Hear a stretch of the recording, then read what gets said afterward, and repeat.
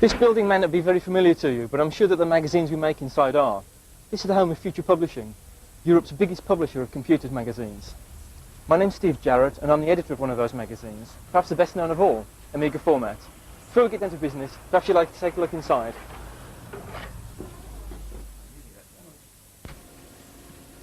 These are the offices of the biggest, best, and most famous Amiga magazine, Amiga Format. And here are a few of the people that work long and hard to bring you the most read Amiga magazine on the newsstands. Behind me is Sue White, Amiga Format's art editor. She's responsible for making sure the magazine looks as good as it does. This is Richard Jones. He's our production editor. He reads everything we write, takes out all the spelling mistakes, and makes sure it's fit to print. And this is Nick Veach, consultant editor and Amiga Format's resident technical expert. Anyway, let's leave them to get on with their work. Let's go to my desk. Following on from our last video, this tutorial explains more of the tricks, tips and techniques for making professional quality videos with the aid of your Amiga. We'll be taking a look at some of the equipment you might need, including standard video gear as well as the software and hardware available for the Amiga. Happy viewing and happy shooting. Hello there and welcome to our second video about desktop video. This time we're going to be taking a look at more advanced techniques involving the Amiga, but we're also going to take a look at a semi-professional studio setup and run through some basic editing techniques. Before we start, however, we thought it'd be good to run you through how a professional setup works. I'm in the editing rooms of filmmaker Derek Waterman of Croft Video Productions. Right, well, tell us something about it then. Well, Damien, the equipment behind me may look a bit complicated if you haven't seen it before, so I've drawn it up onto a computer to show you exactly what a simple edit suite comprises. Editing video is different from editing film. You don't cut the tape and stick it together again. Editing is a process of transferring from one machine to another by a copying process. This will give you perfectly satisfactory, somewhat rough and ready edits. In order to get more accuracy, you need an edit controller. Now you can make straight cuts quite accurately, but just cuts. If you want to do anything else, like mixes for instance, you need a second source machine and a vision mixer. But these are mechanical devices, and the images won't be exactly in synchronization. So some means of synchronizing them is necessary, and this is called a time-based corrector. Once you have this, you can make cuts, mixes, wipes, and any number of special effects. But that is just the picture. There's also sound, and some means is necessary of transferring sound from the two source machines to the edit machine, and controlling them in the process. But the sound mixer can also take in signals from tape recorders, DAT machines, CD players, etc. And of course, you need a microphone for recording commentaries.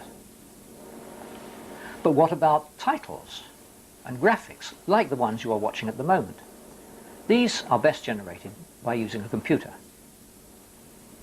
You'll need to make VHS copies to see them on domestic equipment or show it to your clients, so facilities for making VHS recordings are necessary.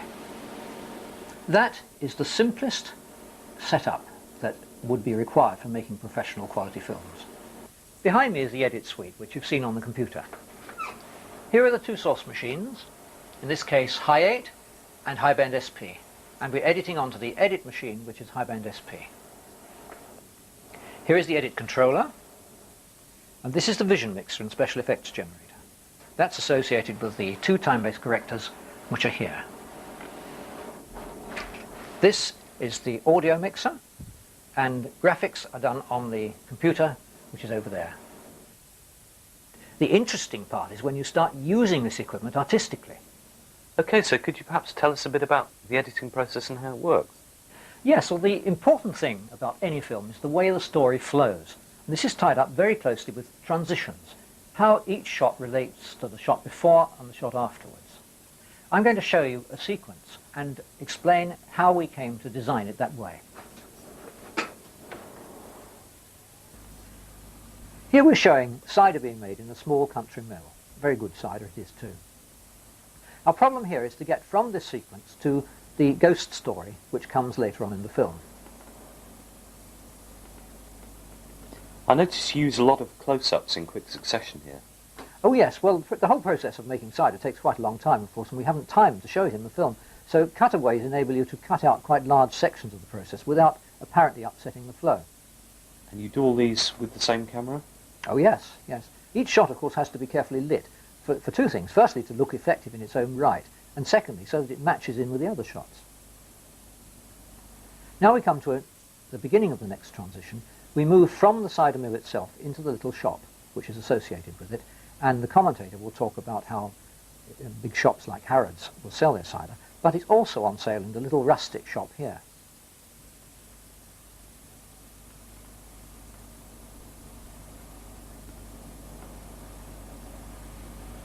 Now the next transition. We know that cider is made in the autumn, the apples fall, and this leads us to trees and the arboretum with the beautiful autumn colours. This we wanted to treat very romantically, so you'll see it's shot soft focus and with very nice music.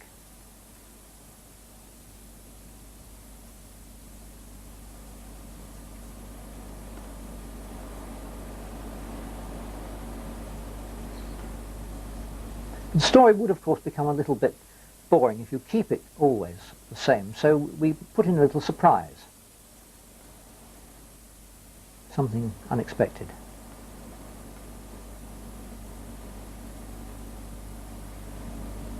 Isn't that quite difficult to do, moving from focusing on one object to another? Not really. The main thing is that you rehearse it first and mark the position on the focus scale, and then the assistant moves the focus from the wide shot to the close shot.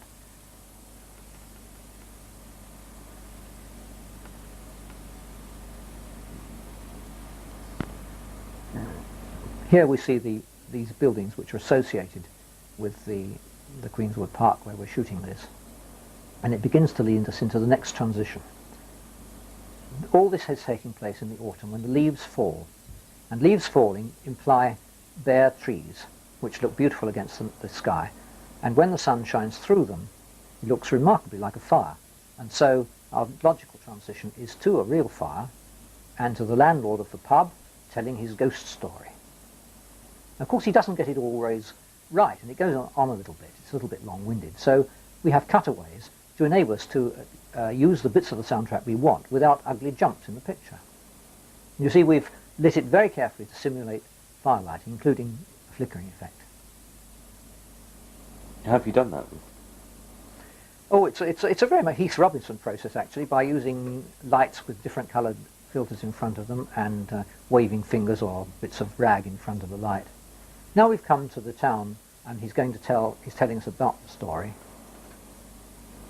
This is the home of the family which we're talking about, and you notice there I did a very slow mix between two very similar shots, and it gives a slightly confusing effect, which is exactly what we're trying to do.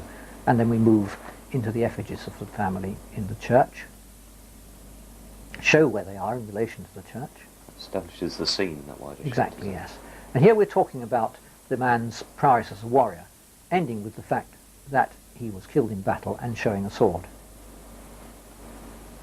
Now we come to the ghost itself, and we introduce his dog.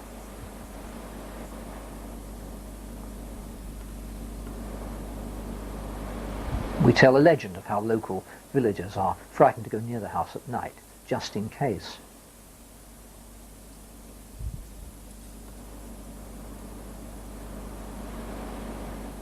And the family in question actually were related to the Baskerville family, and this of course leads us to the very well-known writer Conan Doyle.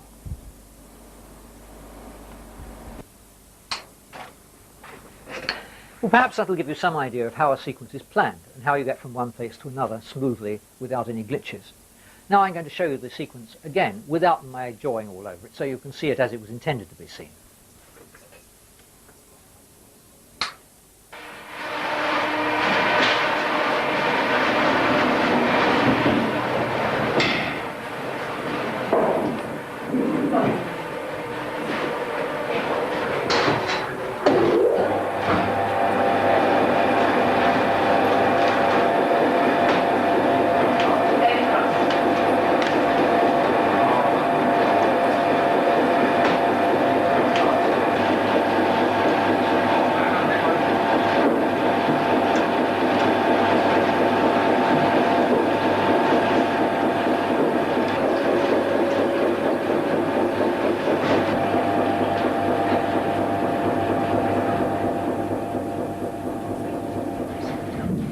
Their exclusive and delicious cider is sold in London's top stores.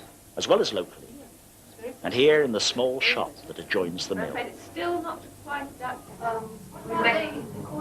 How sweet is that? Well, that's medium dry, single dry. The last of the apples have fallen in the orchards, but at Queenswood Country Park, near Leominster, the trees are in their full autumnal glory. What a feast of colour there is to be seen at this time of the year.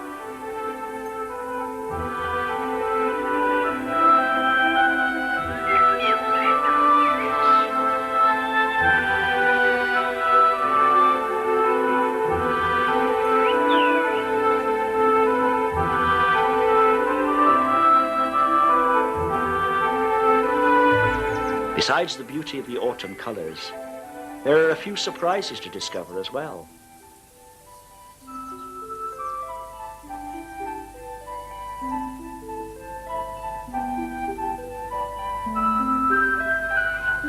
No wonder it's so popular with school parties. Nature lovers can enjoy this park right through the year, and it's all free. The visitors' centre and cafe are also interesting. They're housed in two old buildings rescued from demolition, the old tannery from Leominster and the 300-year-old Essex Arms from Hereford. Even when the leaves have fallen and the trees are bare, they are still beautiful with their branches forming patterns against the winter sky. Winter in the countryside has its compensations, like a cheerful fire to gather round on a cold, dark evening. This is the time for storytelling and the spinning of a good yarn. So we went upstairs, sat in, had a cup of coffee and biscuits, and my wife went off to bed. And I know that to sleep for a few minutes. I suddenly woke up, and I watched James Cagney film. As I was watching, I could feel this form in the doorway. I could see a form in the doorway. When it comes to ghost stories, it's hard to beat the small border town of Kington, which has been buzzing with them for centuries. Most of these stories seem to be associated with the haunted house of Hargest Court. Nowadays it is a private residence and not open to the public, but once it was the home of the notorious Vaughan family.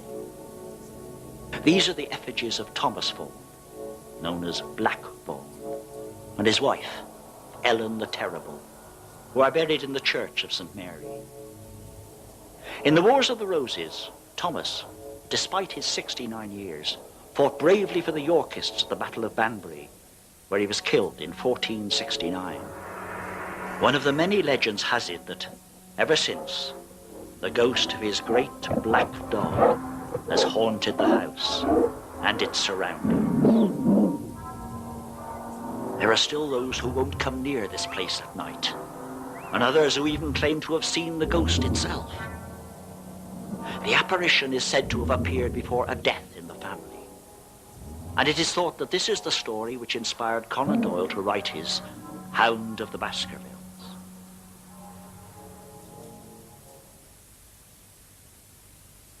Well, thanks very much indeed for all that excellent information, Derek. Not at all. It's a pleasure. Okay, and we're now ready to move on to something involving the Amiga a little more closely.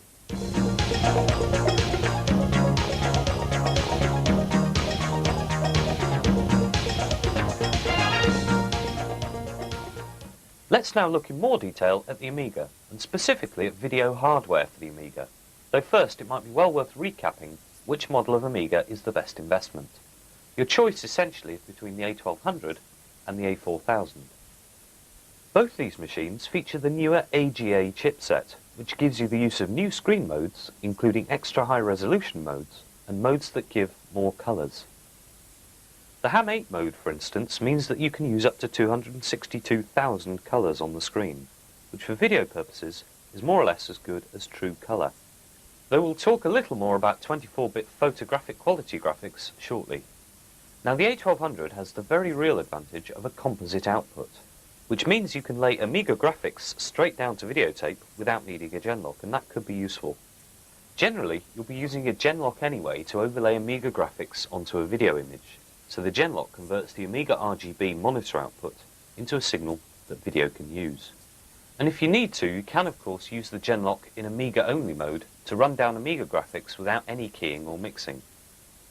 What I'm saying is that a composite output isn't vital, but it would be nice to have one on the A4000 just in case, and it seems a shame that Commodore didn't put it on the top-end Amiga. After all, the original Amiga, the A1000, had a composite output, and that was way back in 1986. However, that's pretty much by the by. The other advantage both the A1200 and A4000 share is that they can have 2 megabytes of chip memory, which is the part of its RAM memory that the Amiga uses specifically for animation. Whether it's just scrolling titles or actual cartoon-style stuff, animation is likely to be one of the main things you'll be using the Amiga for in a semi-professional video system, as Derek Waterman showed us earlier on. Okay, so the A1200 and A4000 are both pretty much equal so far. What's likely to sway your choice between the two? Well, one factor is the cost, because the Amiga 1200 is an awful lot cheaper. What might make you decide to go for the A4000, however, is simply the big box configuration. You can expand it with lots of hard disk space and the like, but the key thing will probably be the fact that the A4000 can be fitted with a 24-bit graphics card. And that, more or less, is the overriding element in the choice. Go for the A4000 and be prepared to spend a massive amount more on memory and hard disk space if you want to dabble in 24-bit graphics. Now let's look at add-on video hardware. Really, the main item is a Genlock, though video digitizers can be pretty useful for video work. We discussed Genlocks in slightly more detail in the Beginner's Guide to Desktop Video, which precedes this program in our video series, but let's just recap briefly. The Genlock is used to overlay Amiga graphics like these titles on top of a video picture. It works by taking a flat area of a single colour on the Amiga screen and dropping the video picture into that colour. All the other colours on the Amiga screen show through on top of the video picture. The background colour doesn't. There's a wide range of Genlocks on sale, varying in price hugely, but your start point would probably be the Rendale 8803, which you can buy for about £170. Just to explain the word Genlock, it's actually short for General Locking, because what a Genlock does in broad video terms is to synchronise and lock together two video signals. In Amiga terms, it just so happens that one of the two signals is the Amiga's screen display, and your reason for locking the two signals is so that you can colour key a video picture into the Amiga graphics.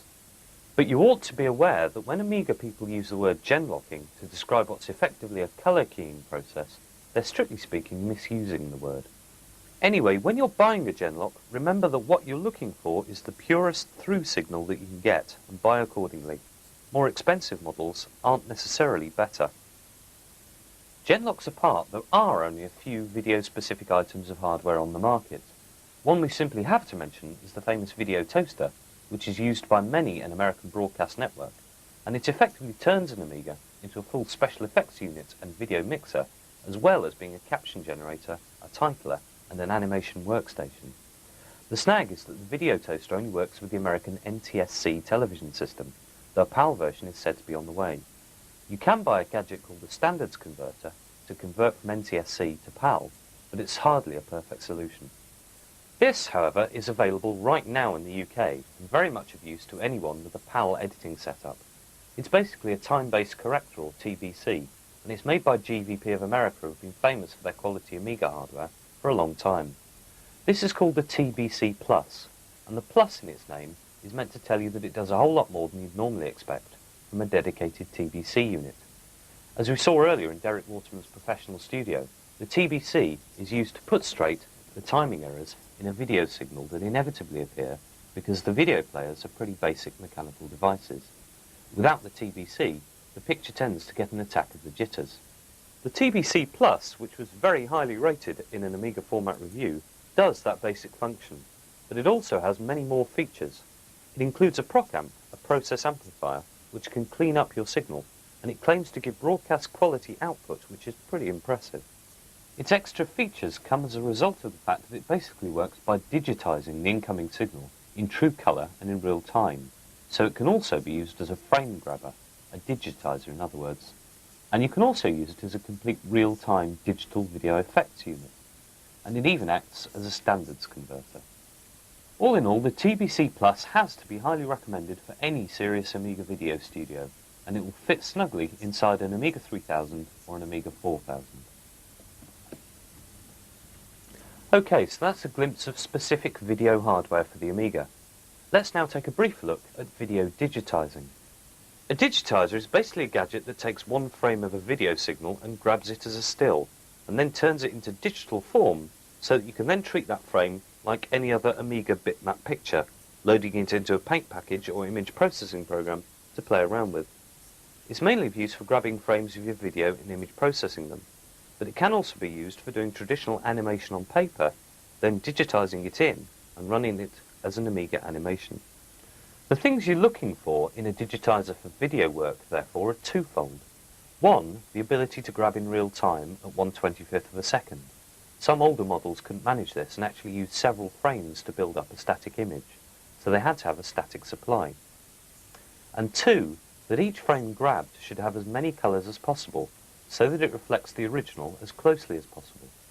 Digitizers have improved enormously in recent years, and a real-time 12-bit or 24-bit model should not be too hard to come by at quite a reasonable price. Okay, to round off our look at hardware, let's take a glance at 24-bit graphics cards. The idea is that 24 bits of data for each pixel gives you a binary number 24 digits long that you can use to describe the colour of a pixel. That binary number could be anything from 0 to 16,777,215, so you have almost 17 million different colours to play with. Now, a high-resolution interlaced screen on the Amiga would be 640 pixels across and 512 down. And if you multiply this up, it gives you about 328,000 pixels on the screen at one time. So even if every single one were a different colour, you'd get nowhere near 16 million colours.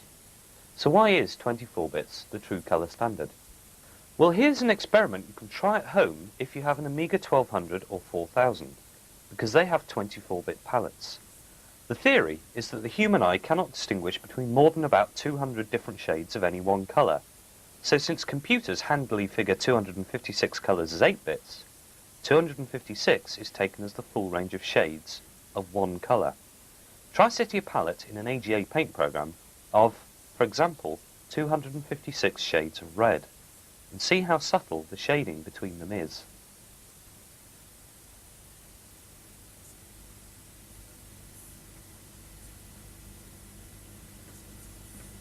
If the maximum you need of any single colour is 256 shades, then the maximum you could possibly need in a TV or computer image made up of red, green and blue is 256 of each. And if you then multiply up those three options to find the total number of colours you could have, you get that figure of 16,777,216. To be able to choose between all of those, you then have to extend your Amiga's graphics capabilities by buying a 24-bit graphics card. We've got one in this Amiga 4000. The only problem with Amiga 24-bit graphics currently is that 24-bit cards remain expensive, though the results they give are pretty stunning. We're still awaiting the emergence of a truly retargetable graphics standard too, so that 24-bit graphics software doesn't have to have specific drivers to work with particular cards. And until that happens, it remains, in my opinion, an area of Amiga use that's best left to the specialists. Well, it's now time to move on and take a look at how image processing works and how it can be used in video.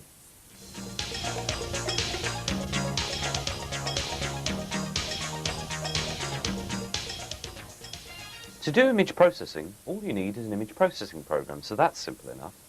There are several obvious choices, the main ones being Art Department Professional from ASTG, Image Master from Black Belt, and Image Effects from GVP, who are better known for their hardware. The paint program Personal Paint also includes some interesting effects, so that's a good way of getting started if you don't want to splash out on new software just yet.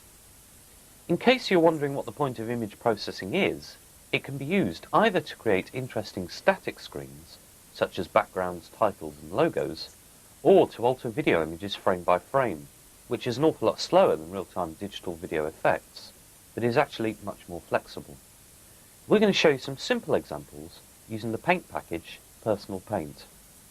The first thing you can use an image processing program for is collating, which is the electronic version of collage. It involves combining multiple images. There's three things that will help you out here: stencils, anti-aliasing, and blurring. Stencils you should be familiar with from a paint package. They're simply used to blank off areas of an image or particular colours so that you can't draw over them. Anti-aliasing is a process that smooths out the jagged edges of a pixel line. It does this by making it fade into the background by using extra colours to fill in the edge so that the jagged pixels aren't so very noticeable. Blurring is a similar process to anti-aliasing, but it tends to be applied to a broad area of an image, rather than just to the edge of a brush, or of a line, or of lettering. Blurring tends to be available as a filter, which brings us on to the subject of filters generally. Filters are controls that can be applied to a whole image or to an area of an image to change them. Programs like Art Department Professional come with a whole range built in that you can use at the press of an on-screen button, but there are others which you must set up for yourself.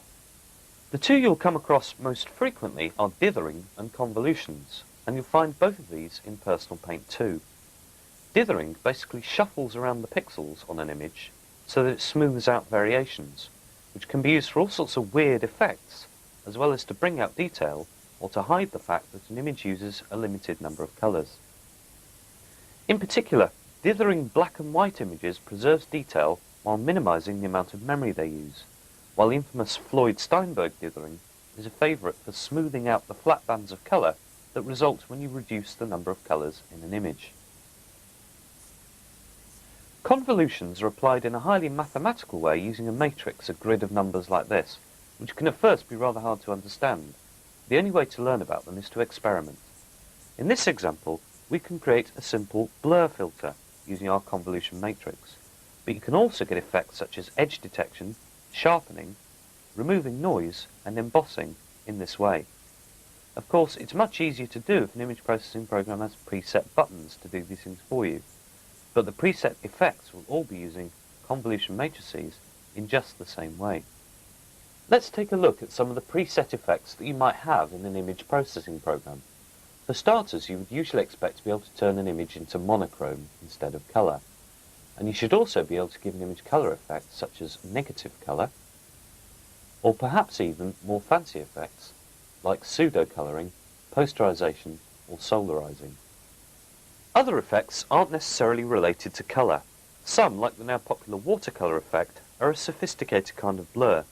Spirals and motion blurs are other popular variations on the same theme. Another good example of a built-in effect often seen in image processing is edge detection, which can be used to turn an image into something approaching a line drawing. And there's also embossing, which cuts out a shape and gives it a raised three-dimensional look. Okay, so image processing can be fun, but it only works on single frames, and so it takes an age to apply an effect to a whole series of video frames. Let's just mention two bits of software that work with moving images, and so more in the line of what you'd call special effects programs. The first is Adorage, which is the only modern program on the market that attempts to do something akin to what digital video effects, or DVE units, do in a normal video studio. It takes a picture, which could, for example, be a digitized still frame from your video, and enables you to build that into an animation that imitates the effects of fancy video transitions, such as page turns, fly-offs, particle effects, and roll-ons. The other type of special effects program that's fun to explore is a morphing package, and there's several available, with the easiest and cheapest being Cinemorph, and the most complex but best being ASTG's Morph Plus. What a morphing package does is take two completely different pictures for start and end points and generate an animation that turns one into the other.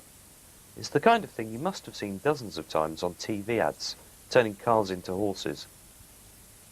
And that about wraps it up for image processing, but you should have a reasonable idea by now of some of the many things you can do given time and imagination. Now, to finish off, let's take a further look at some professional video tips and terminology.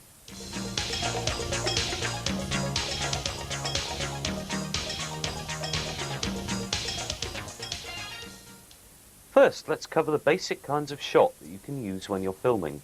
And remember that you want to specify each type of shot in your script, so you do need to think in advance about the way you're going to film. Remember also that varying shots allows you flexibility at the editing stage, so it can be wise to film the same thing several times from different angles. Remember that when a person is talking, you can't cut from one similar shot to another, or the person will simply jump. It looks pretty silly. So cutting to a different shot before coming back to the person is vital to avoid that jump, but it also helps you to cover up mistakes and can be used to cut down a long sequence that you don't want all of, a technique which is called time compression. Your basic choice of shots starts off with the wide shot, which is ideal for establishing a scene by giving the viewer a sense of place and a sense of the geography of the scene. Next up is the medium shot, which can often be more comfortable. One useful technique to bear in mind is getting whoever you're pointing the camera at to turn into a shot. In this case, because we haven't used this camera angle before, it almost makes the scene seem like an aside, as if it were in brackets, and I can turn back to the main business at the end.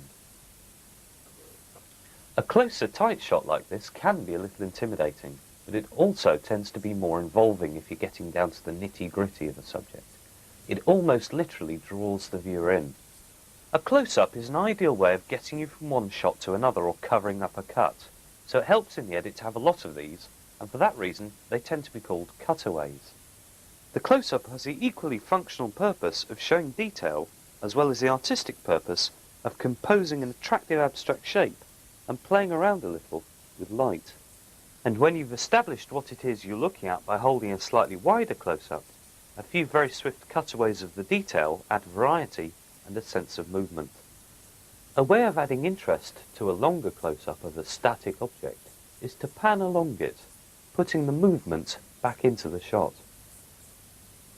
Another way to add interest in a shot is to travel into it, what you might normally call a zoom, but rather slower, which tends to suggest that the viewer should be getting more involved in the subject as the shot progresses.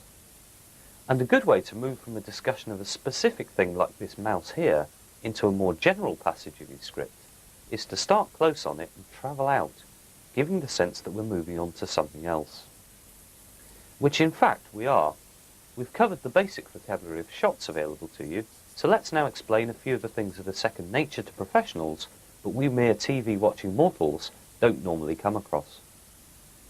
First, I'd like to say a quick word about microphones.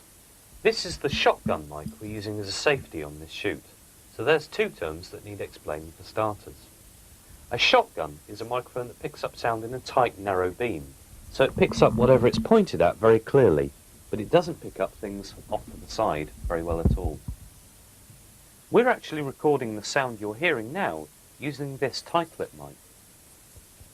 But we've also got the shotgun down there just in case anything goes wrong with our main soundtrack, and that's why it's called the safety.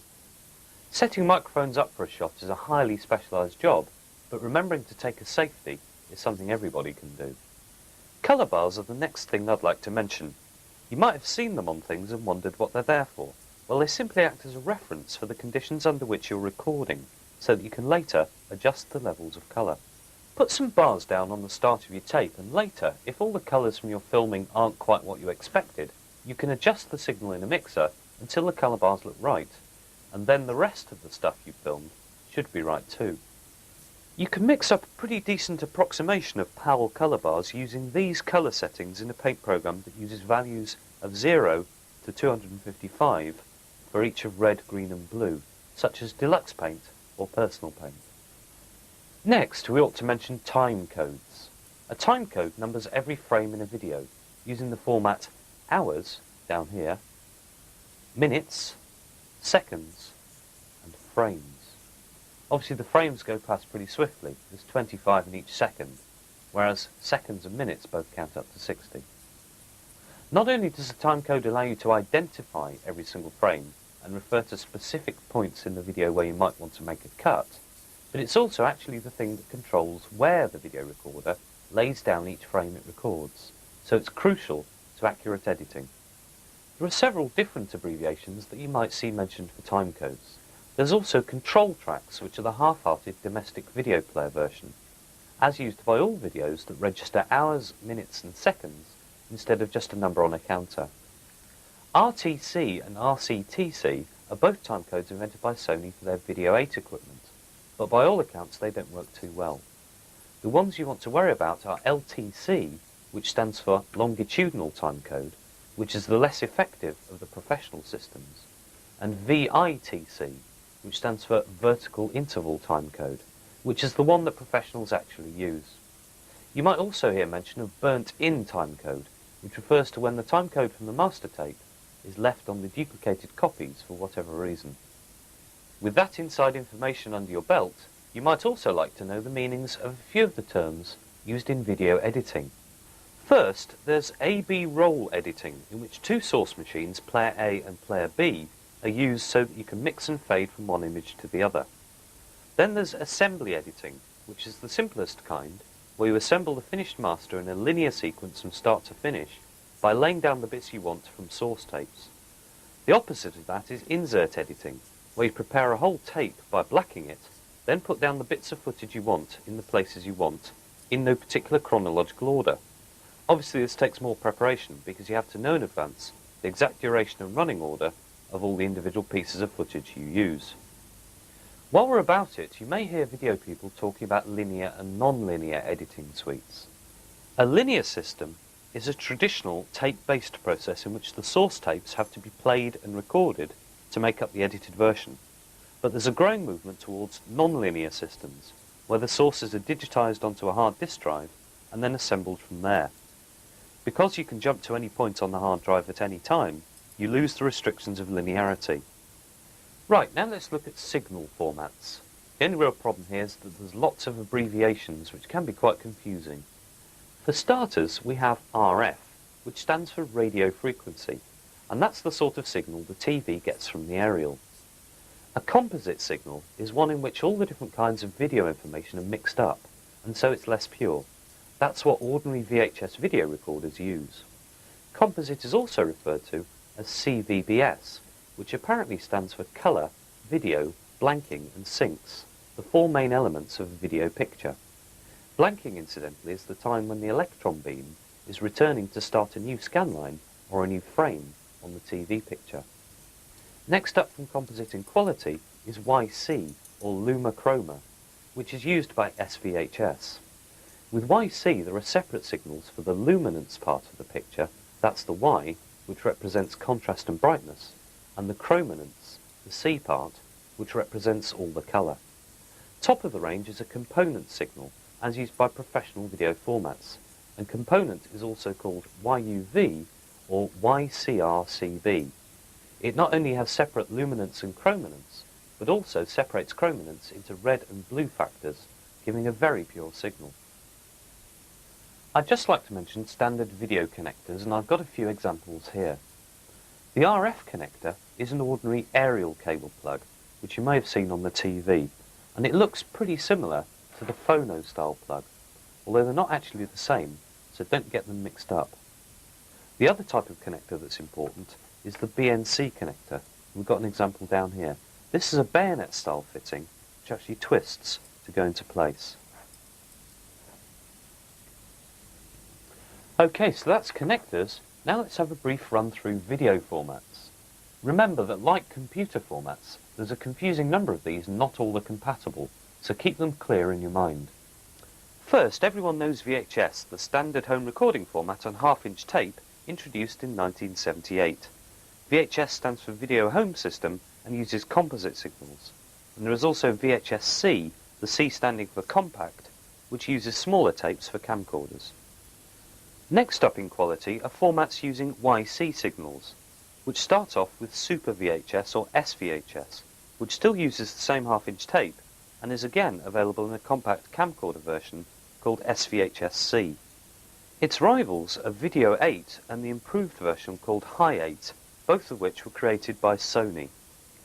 Leading the line are High Band SP, the SP standing for Superior Performance, which is used in the corporate and industrial markets, and also Betacam SP, a half-inch tape format from Sony used frequently in news gathering. There's also the rival M2 format, developed by JVC and Panasonic to compete with Betacam SP. Right at the top of the range you have the digital formats D2, D3 and D5, which are used for studio broadcast quality work. And you'll still also come across 1-inch reel tape on open spools in use in large production environments such as broadcast drama. Pretty much that's all you need to know about video to be going on with. I'd also just like to mention a couple more advanced pointers about gen locking and titling work. First, a couple more bits of jargon. When you're dealing with moving titles, remember that scrolling means moving up the screen and never down, because it's simply not natural. You read down a page, so the text must come up to meet you. Similarly, text that's travelling from the side of the screen is called crawling, not sideways scrolling, and should move always from right to left, because you read left to right, and again, it has to come to meet your eye. One titling effect I'd also like to show you is an embossed look. You can do this easily in Personal Paint using the brush process mode and selecting the emboss option. Emboss high is the better choice. If you simply wait for this to render, you'll notice that it then highlights the brush with dark areas at the top and light areas at the bottom, which gives it a feel of a 3D embossed title. This kind of titling can look very effective used in the right place. And here's that embossed look in action. Right, one other thing we ought to mention is using overscan graphics modes. The idea is that you don't get video showing through around the edge of your gen-locked Amiga graphics. You can set the overscan in the Preferences section of your workbench, and when you're editing it, you can also position the screen accurately using the Preferences program, because gen-locks will often shift the position of the screen around the display. And that, I'm afraid, is really all we have time for.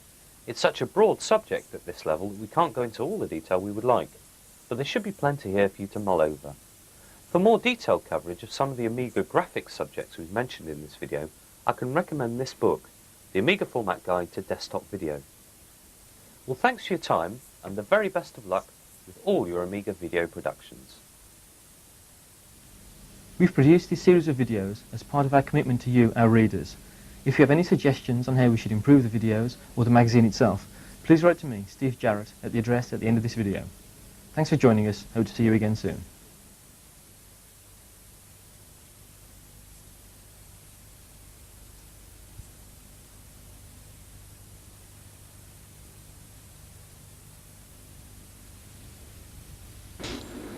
Additional videos in the Amiga format range include Personal Paint, an introduction to the A1200, A1200 hard drives, upgrading your machine, Music X, Multimedia, Desktop Video Volume 1, Desktop Video Volume 2, and finally the Amiga Format Guide to Clarissa. Priced at just $14.99 each, or any three for $34.95, they represent excellent value for money. For further details, contact BVG at the address given at the end of this video.